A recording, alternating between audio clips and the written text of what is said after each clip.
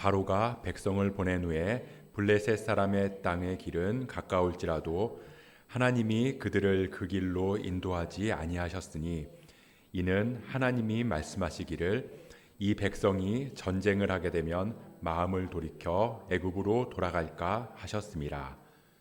그러므로 하나님이 홍해 광야길로 돌려 백성을 인도하심에 이스라엘 자손이 애굽 땅에서 대열을 지어 나올 때 모세가 요셉의 유고를 가졌으니 이는 요셉이 이스라엘 자손으로 단단히 맹세하게 하여 이르기를 하나님이 반드시 너희를 찾아오시리니 너희는 내 유고를 여기서 가지고 나가라 하였음이더라. 그들이 숫곳을 떠나서 광야 끝 에담에 장막을 치니 여호와께서 그들 앞에서 가시며 낮에는 구름기둥으로 그들의 길을 인도하시고 밤에는 불기둥을 그들에게 비추사 낮이나 밤이나 진행하게 하시니 낮에는 구름기둥 밤에는 불기둥이 백성 앞에서 떠나지 아니하니라. 아멘. 제가 예전에 고등학교를 다닐 때 이 학교에서 교련이라는 수업 시간이 있었는데요. 그때 이 하얀 바탕에 검은색 얼룩이 든 그 교련복을 입고, 그리고 이 검은색이었는지 초록색이었는지 잘 모르겠는데 이 베레모 같은 모자를 쓰고 있었어요. 그리고 거기에는 학교 로고가 이렇게 가운데 박혀 있었거든요. 그리고 바지에는 뭐 고무링도 넣고 이 목에는 뭐 스카프 같이 생긴 이렇게 찍찍이로 붙여서 이걸 안에다 이렇게 넣는 이런 천도 있었어요. 그리고 이제 버클도 있었고 막 가슴에는 이름표도 다 받고. 그러면서 그 교련 시간이 되면 이 학교 운동장에 모여서 이 처음에는 제식 훈련을 해요. 앞으로 갔다가 옆으로 돌아서 가기도 하고 뭐 제자리에서 좌로 돌아 우로 돌아 뭐 뒤로 돌아 이런 것도 연습하고요. 그러다가 조금 지나면 뭐 받들어 총 같은 것 이런 것들도 연습을 해요. 그리고 거기서 조금 더 지나면 이제 나무총을 들고 서서 쏴, 앉아서 쏴, 엎드려 쏴 뭐 이런 것도 연습을 하고요. 이 모형 수류탄 같은 걸 가지고 이 수류탄 던지는 연습도 했었어요.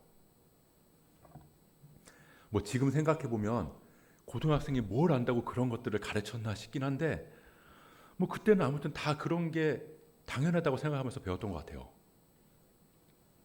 그러면서 이제 이론적으로 이제 군사 교육 훈련도 받고 뭐 실제로 운동장에 나가서 이 나무총 들고 훈련을 하다 보니까 근데 뭐 저뿐만 아니라 제 친구들끼리 이제 애들이 무슨 얘기를 하냐면요. 야야, 우리 이제 혹시라도 전쟁 나면 이제 전쟁에 나가서 싸울 수도 있겠다. 막 이런 얘기를 했었어요. 되도 안 한 소리죠. 무슨 나무총 들고 뭐 몇 번이나 해봤다고 뭐 실제 전쟁을 안 겪어봤으니까 그런 소리를 하는 거예요. 만약에 그때 진짜 전쟁이 혹시라도 나서 뭐 학도병 같은 걸로 우리가 뭐 출전을 하게 된다 그러면 아마 모르긴 몰라도 대부분은 다 집에 숨거나 도망을 갔을 거예요. 그냥 뭐 운동장에 뭐 교련복 이렇게 차려입고 나무총 들고 서 있으니까 뭐 그냥 뭐라도 되는 것처럼 다 할 수 있다고 생각이 든 거지 사실 진짜 군인이 아니잖아요. 그냥 학생일 뿐이었어요. 그렇게 마치 학생이 전쟁터에 나온 것처럼 이 종이었던 이스라엘 백성들이 드디어 애굽을 나왔습니다. 이 애굽에 10가지 재앙이 내려지는 것들을 보고 또 마지막에 그 장자의 재앙에서 이 유월을 경험하기도 하고 그러면서 마지막에 나올 때 애굽 사람들한테서 은금 패물을 쥐어가지고 그렇게 애굽을 나온 거예요. 어쩌면 이 사람들이 의기양양했을지도 몰라요. 야, 이제 하나님이 우리를 인도하시는구나. 이제 우리는 두려울 게 하나도 없다. 근데 오늘 본문 17절을 보면 바로가 백성을 보낸 후에 블레셋 사람의 땅의 길은 가까울지라도 하나님이 그들을 그 길로 인도하지 아니하셨으니 이는 하나님이 말씀하시기를 이 백성이 전쟁을 하게 되면 마음을 돌이켜 애굽으로 돌아갈까 하셨습니다. 이 블레셋 사람의 땅으로 가면 가까운데 괜히 그쪽으로 갔다가 블레셋이랑 전쟁을 하게 되면 이 이스라엘 백성들이 마음을 돌이켜 애굽으로 갈까 하셨다는 거예요. 이게 애굽에서 가나안까지의 지도인데요. 이 출애굽기랑 민수기에 나오는 지형은 이 정확히 알 수 없는 곳들이 많아요. 그래서 이 출애굽의 지도를 찾아보면 그 경로가 약간씩 차이가 날 수도 있는데요. 그래도 대충 이런 식으로 이동을 한 거예요. 근데 아시겠지만 원래 애굽에서 탈출해서 약속의 땅 가나안으로 가려면 직선으로 가는 게 가장 빠르거든요. 이렇게 가면 학자들은 보통 일주일에서 열흘 정도 도착하는 거리라고 하더라고요.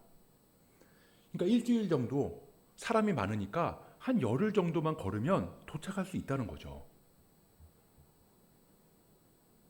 근데 하나님께서는 이렇게 가면 너희들이 블레셋을 만날 거고, 그럼 너희들이 다시 애굽으로 도망갈까 봐 경로를 밑으로 돌리시겠다는 거예요.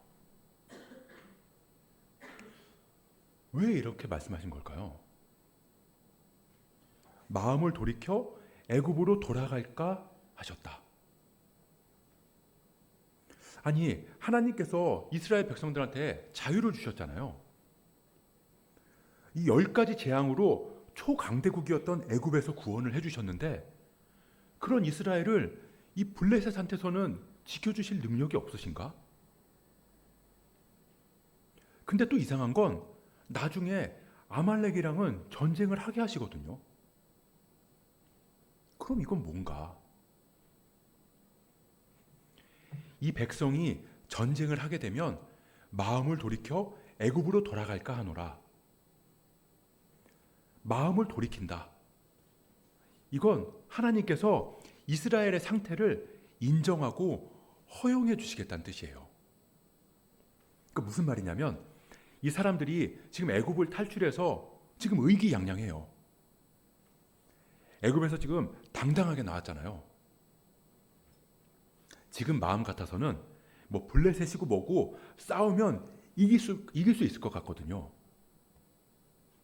근데 막상 그 상황이 되면 어떨까요? 분명히 돌아가겠다고 뿔뿔이 흩어져서 도망다니다가 끝날 게 뻔하다는 거죠. 지금 이스라엘은 군대가 아니잖아요. 종이었다고요. 하나님은 그걸 아신 거예요.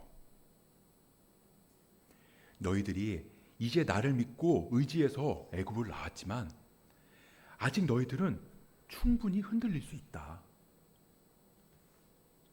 하나님을 믿고 10가지 재앙을 통해서 하나님이 어떤 분이신지를 확인했지만 하나님의 백성이 되어서 광야로 가는 그 길은, 광야로 가는 일들, 그건 또 다른 문제라는 거예요. 그게 우리의 신앙의 여정인 것 같아요. 우리가 예수 그리스도를 믿음으로 구원받았지만 구원받은 삶을 살아가는 건 다른 차원이라는 거죠. 저는 어렸을 때부터 교회를 다녔지만 그때는 그냥 교회를 왔다 갔다만 했거든요. 근데 하나님을 만나고 나서는 제 안에 믿음의 확신 같은 게 생겼어요. 아, 내가 진짜 하나님의 자녀구나. 하나님께서 그래 나를 구원해 주셨지. 그러고 나니까 제 안에 이 담대함이라는 게 생기는 거예요. 뭐든지 다 할 수 있을 것 같은 거죠. 엄청 뜨거워진 거예요. 그래서 어떤 시련도 믿음으로 다 이겨낼 수 있을 것 같았거든요. 근데 그게 안 될 때가 있더라는 거예요.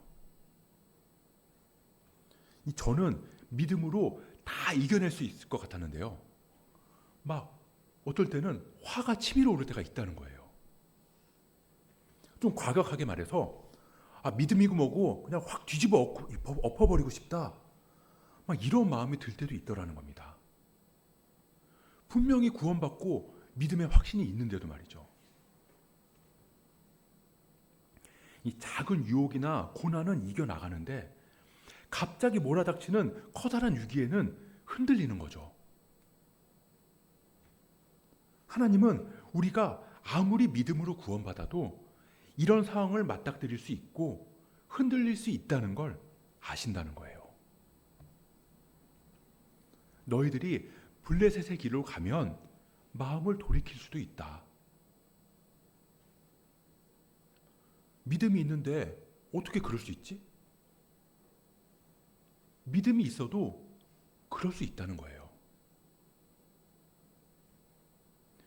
이 믿음이 있다는 건 완벽한 사람이 됐다는 뜻이 아니라 하나님을 의지하는 사람이 됐다는 뜻이거든요. 하나님을 의지하면서 조금씩 하나님 닮은 모습으로 빚어져 가는 거지 한순간에 모든 게 바뀌는 게 아닌 거예요. 그걸 하나님도 인정하신 거죠. 마음을 돌이켜서 다시 애굽으로 돌아가고 싶은 마음이 생길 수 있다. 그걸 내가 알기에 조금 멀리 돌아가더라도 내가 보호하면서 그 길을 가겠다. 이스라엘 백성들이 애굽의 종으로 살다가 하나님에 대한 신앙을 갖고 하나님을 따라 나섰어요. 이제 시작된 거죠. 믿음이 있어요. 근데 그 믿음으로 살아간다는 게 뭔지 이제 알아가기 시작하는 단계인 거죠. 그래서 하나님은 그 과정을 인정해 주시고 기다려 주시는 거예요. 하나님은 이스라엘이 열흘 만에 가나안에 도착하는 게 목적이 아니라 이스라엘이 하나님이 누구신지를 알아가면서 성장해 나가는 걸 더 중요하게 여기신다는 겁니다. 우리가 하나님을 믿고 신앙을 갖기 시작하면요. 저는 그때 어떤 생각을 했냐면요. 난 이제 구원받았고 천국 갈 건데 그럼 이 세상에서의 삶은 뭔가 크게 의미가 없지 않나. 그냥 빨리 천국 가고 싶다. 이런 생각을 했었던 것 같아요. 근데 하나님께서 우리를 구원해 주시고 구원해 주시자마자 바로 천국으로 데려가시지 않는 이유는 그게 우리 믿음의 목적이 아니기 때문이에요. 하나님께서는 이스라엘을 반드시 약속의 땅으로 인도하실 거거든요. 근데 블레셋을 쳐부시면서까지 열흘 길로 인도하시지는 않는다는 거예요. 지금 이스라엘한테는 지금이 가장 믿음이랑 신뢰가 뜨겁고 활활 타오르는 시기거든요. 어떻게 보면 지금 바로 약속의 땅으로 인도하시면 중간에 불평이나 원망도 하지 않을 수 있잖아요. 가장 순수하고 뜨거운 믿음을 가지고 가나안에 가게 하면 좋지 않을까요? 근데 하나님은 그렇게 하시지 않는다는 거예요. 우리가 하나님을 만나고 그 뜨겁고 열정적인 신앙을 붙들고 진짜 주님 위해선 이 목숨까지도 다 바치겠습니다. 그런 각오로 불타오를 때 그때 우리를 하나님 나라로 데려가시면 얼마나 좋겠어요. 근데 우리는 구원받은 이후에 이 믿음 이후에 이 땅에서의 삶을 살아가야 된다고요. 자칫하면 살아가다가 믿음을 버리고 원망하면서 하나님으로부터 돌아설 수 있는 그런 그 위험 부담을 아는 채로 말이죠. 왜 그럴까요? 그럼에도 하나님은 우리가 구원받은 그 삶을 살아가면서 하나님을 알아가고 성장해 가면서 조금씩 하나님 닮은 모습으로 본래 창조하신 형상 그대로 회복되어 나가시기를 바라시기 때문이에요. 그래서 나는 구원받았는데 나는 믿음이 있는데 여전히 실수하기도 하고요. 여전히 실망하기도 한다는 겁니다. 누구나 다 변화되어가는 그 시간을 지나가고 있다는 거예요. 믿음이 좋다고 싸움이 없는 게 아니에요. 구원받으면 한순간에 성인군자가 되는 게 아니라고요. 믿음이 좋다고 마음의 미움이 다 사라지는 게 아니라 그 미움을 다스려갈 수 있는 그런 상태가 된다는 거죠. 예전에는 그 미움으로 인해서 죄의 자리까지 나아갔다면 이제는 그 미움을 다스려서 그 안에서 내 잘못을 발견하고 그 부분을 먼저 사과할 수 있는 그런 사람으로 변해간다는 거예요. 예전에는 유혹이 오면 두 팔 벌려서 환영했다면 지금은 그 유혹을 어떻게든 이겨내려고 분투하고 그러다가 넘어지면 회개하고 또다시 일어나는 거죠. 에베소서의 말씀처럼 분을 내어도 죄를 짓지 말며 해가 지도록 분을 품지 말고 분을 낼 수 있다는 거예요. 주님은 그걸 인정하신다고요. 너희는 분을 낼 수 있다. 그러나 그 분으로 인해서 그 자리를 죄에게 내주는 데까지는 가지 말아라. 그 분이 너를 지배할 만큼 품고 있지는 말아라. 이스라엘이 광야를 지나갈 때 전쟁이 일어나요. 블레셋은 피하게 하셨지만 다른 민족을 만났을 때는 전쟁을 하게 하신다고요. 다시 말하면 이 홍해를 건넌 것 같이 믿음으로 우리가 구원을 받았지만 약속의 땅인 하나님 나라에 가기 전까지 우리는 광야, 이 죄의 잔재가 남아있는 이 땅을 살아가야 한다는 거예요. 고통이 있을 수밖에 없다는 거죠. 다만 달라진 건 이제 더 이상 바로가 주인이 아닌 것처럼 죄가 나를 다스리지 못한다는 겁니다. 고통이 있지만 그 고통이 나를 지배하지 않고 믿음으로 이겨내는 방법을 알아가는 거예요. 그게 달라진 거죠. 이스라엘은 그 시간이 40년이 걸렸습니다. 근데 하나님이 바라시는 건 40년이 걸리더라도 이 백성이 하나님이 누구신지를 알아가고 하나님의 사람으로 빚어져 가는 게 그만큼 중요했다는 겁니다. 열흘 만에 약속의 땅에 도달하는 것보다 말이죠. 이게 우리 믿음의 현장이에요. 이스라엘이 홍해를 건너는 순간 그들의 주인은 더 이상 바로가 아니에요. 그들이 아무리 실감하지 못한다고 해도 바로가 그들을 다스릴 수 없어요. 하나님의 다스림 안에 있는 하나님의 백성의 신분이 되었다는 겁니다. 우리가 예수의 믿음으로 구원을 받았다면 우리의 주인은 더 이상 죄가 아니에요. 우리가 아무리 실감하지 못한다고 해도 내가 아무리 구원의 확신을 느끼지 못한다고 해도 우리는 구원받은 하나님 자녀의 신분이 되었다는 겁니다. 근데 그런 우리에게 최종적인 완전한 구원에까지 이르는 그 과정이 있다는 거예요.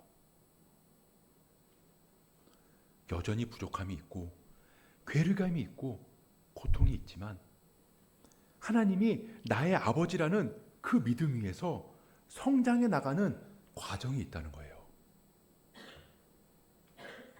그걸 굳이 조금 어려운 신학적인 용어로 얘기하면 칭의와 성화라는 거예요. 그리스도의 믿음으로 우리를 의롭다고 칭해 주셨다. 칭의. 이스라엘이 하나님을 완전히 알지는 못하지만 그저 그러면 살 거라고 하는 그 믿음 가지고 양의 피를 문 임방이랑 문설주에 발랐을 때 그들이 다 구원을 입은 것처럼 우리가 신앙생활이 뭔지 다 알지는 못하더라도 우리는 그리스도의 피를 통해서 구원을 받았다는 겁니다. 그리고 이제 그 믿음을 따라서 구원받은 합당한 삶을 살아갈 때 살아가면서 하나님을 알아가는 그 과정이 남아있는데 그게 성화의 길이라는 거죠. 하나님의 다스림 안에서 하나님의 사람답게 되어가는 거룩한 과정이 반드시 있어야 한다는 겁니다. 근데 하나님께서는 그 과정 가운데 마음을 돌이켜 애굽으로 갈까 하는 그런 우리의 연약함을 아신다는 거예요.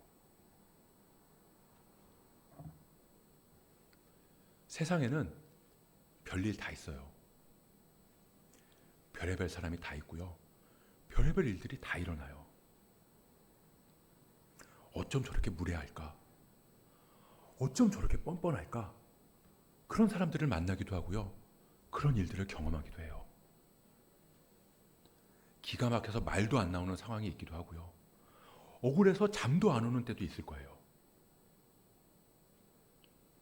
근데요, 그게 우리 성화의 과정 안에 있다는 거예요. 우리가 살아가는 세상이 그렇다고요. 근데 우리는 그 안에서 우리를 빚으시는 하나님을 바라볼 수 있는 사람들이 되어간다는 겁니다. 사람들은 그런 세상을 보면서 서로의 잘못을 정죄하는 데 열을 올리지만 우리는 별일 다 있는 그런 세상 속에서 구원받은 사람으로서 성화의 과정을 걸어갈 수 있게 됐다는 거죠. 그리스도의 장성한 분량까지 믿음이 성장해야 한다는 바울의 말처럼 우리의 성화는 그리스도의 완전에까지 이르러야 한다는 거예요. 그리스도처럼 완전해질 수는 없지만 주님 닮은 모습으로 끊임없이 성장해 가야 한다는 거죠. 그렇게 이스라엘이 하나님의 역사 가운데서 조금씩 하나님의 백성이 되어갈 때 아말렉과 전쟁을 하게 됩니다. 근데요, 이때의 전쟁의 승패는 기도하는 모세한테 달려 있었거든요. 우리 출애굽기 17장을 한번 볼까요? 출애굽기 17장 11절부터 12절 말씀. 제가 한번 읽어볼게요. 모세가 손을 들면 이스라엘이 이기고 손을 내리면 아말렉이 이기더니 모세의 팔이 피곤함에 그들이 돌을 가져다가 모세의 아래에 놓아 그가 그 위에 앉게 하고 아론과 훌이 한 사람은 이쪽에서 한 사람은 저쪽에서 모세의 손을 붙들어 올렸더니 그 손이 해가 지도록 내려오지 아니한지라. 모세의 손이 내려가면 이스라엘이 지고 모세의 손이 올라가면 이스라엘이 이기는 거예요. 한마디로 모세가 기도함으로 그 전쟁의 승패가 하나님께 달려있다는 걸 보여주시는 거죠. 근데요, 그 바로 다음 절인 13절을 보면요, 여호수아가 칼날로 아말렉과 그 백성을 쳐서 무찌르니라. 전쟁이 하나님께 속해 있음을 모세를 통해서 확실히 보여주셨는데요, 여호수아는 그 현장에서 칼을 들고 싸우더라는 겁니다. 무슨 말이냐면 우리 삶이 하나님께 달려 있는데요, 우리는 그 삶의 현장에서 칼을 들고 싸워야 한다는 거예요. 하나님께서는 우리가 칼을 들고 싸우는 걸 면제시켜주지 않으세요. 그냥 모세가 기도하면 하늘에서 천사가 내려와서 그 적들을 다 무찔러 주시면 좋겠는데 그렇게 하지 않으신다는 거예요. 삶에서 칼을 부딪히면서 죄와 싸우고 그렇게 힘든 시간을 이겨내면서 하나님이 진짜 내 편이 맞구나. 나의 삶이 하나님께 달려 있구나. 그걸 우리의 온 몸으로, 우리의 삶으로 각인시키신다는 겁니다.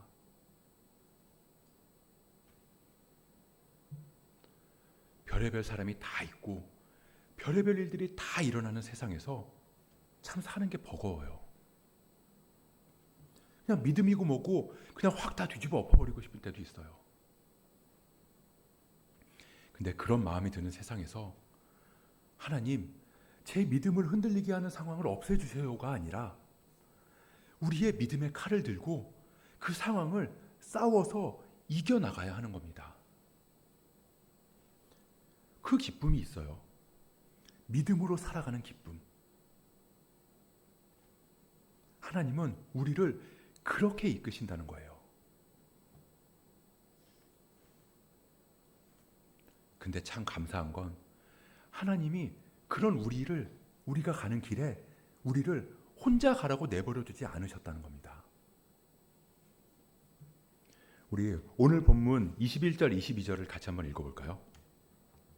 출애굽기 13장 21절 22절 시작. 여호와께서 그들 앞에서 가시며 낮에는 구름 기둥으로 그들의 길을 인도하시고 밤에는 불 기둥을 그들에게 비추사 낮이나 밤이나 진행하게 하시니 낮에는 구름 기둥 밤에는 불 기둥이 백성 앞에서 떠나지 아니하니라. 저는 이스라엘을 안 가봤는데요. 이 이스라엘 광야에 가면 이 광야의 삶이 어떤지를 피부로 알 수 있다고 하더라고요. 그래서 이런 때 보면 성지순례를 가고 싶긴 해요. 아무튼 그 광야에서는 낮에는 죽을 수도 있을 만큼 강한 태양이 내려진다고 하더라고요. 그리고 습도도 없고 굉장히 건조해서 해가 비치는 곳에서 잠깐 그늘로만 들어가도 쌀쌀함을 느낄 정도라고 하더라고요. 그러니까 밤이 되면 죽을 수도 있을 만큼 춥다는 거죠. 근데 그런 광야에서 구름 기둥과 불 기둥이 백성 곁에서 떠나지 않았다고 말씀하세요. 그렇게 40년 동안의 광야의 삶에서 구름 기둥과 불 기둥으로 하나님께서 지켜주신 겁니다. 온도도 습도도 다 조절해 주시면서 그 갈 길을 보여주는 지표가 되어 주시고, 마치 우리 삶과 같잖아요.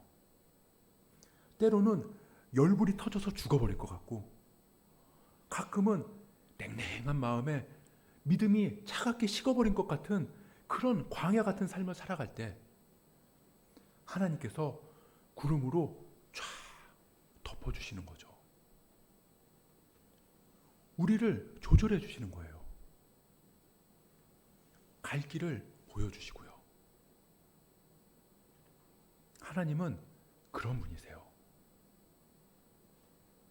우리한테 나 믿어 이러면서 끝나는 게 아니라 우리의 연약함을 아시고, 그래서 이해해 주시고 기다려 주시고, 그렇게 우리 삶에서 늘 동행해 주시는, 언제까지요? 우리가 하나님 나라에 들어갈 때까지, 완전한 구원에 이를 때까지. 신앙생활은요, 부족함도 있고 슬픔도 있고 싸움도 있는데요, 또 그 안에서 기쁨도 있고 감동도 있어요. 그런 일련의 과정들을 통해서 하나님의 자녀가 되는 그런 모습을 갖춰가는 거죠. 하나님은 우리 마음이 흔들릴 걸 알고 계세요. 그걸 아시면서 기다려 주신다는 거죠. 그래서 우리는 별난 세상 속에서도 믿음을 붙들 수 있어요. 그 안에서 주님 닮은 모습으로 자라나는 성화의 길을 걸어갈 수 있다고요. 그래서 각자의 믿음의 분량대로 성화의 길을 걸어가는 형제들을 바라보면서, 아, 믿는 사람이 왜 저래? 그게 아니라 그 사람이 그리스도의 장성한 분량까지 믿음이 이를 수 있도록 기도해 줄 수 있는 거예요.